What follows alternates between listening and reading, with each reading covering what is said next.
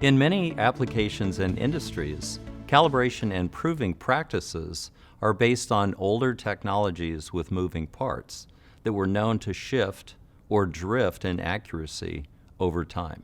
The irony of some of these existing work practices is that for Coriolis meters, which are notorious for not shifting or drifting over time, the requirements can be rather onerous because the user must remove the meter from line, clean it, and send it to a calibration lab somewhere in the world.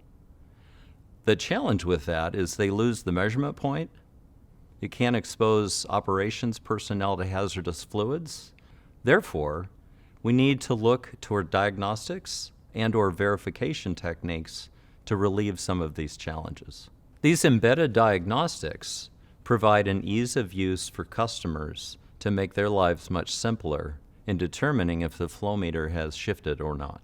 Our smart meter verification requires only 90 seconds to run, can be programmed to run regularly or at any frequency that the user requests. So customers are concerned about two things. One is if my flow meter is healthy and happy, but perhaps even more importantly, if it's measuring accurately under the actual process conditions. So there are several things that we check. We check meter tube stiffness, which correlates very closely to flow calibration factors. We look at meter zero. We look at meter configuration. We look for the presence of two-phase flow, which can decrease the performance under actual conditions. And we also look at where the meter's operating in its range.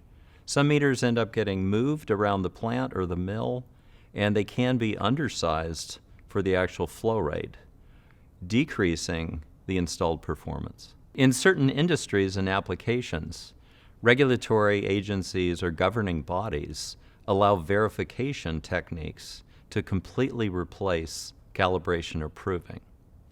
This provides a great saving to the customer and increased ease of use, as well as increased measurement uptime.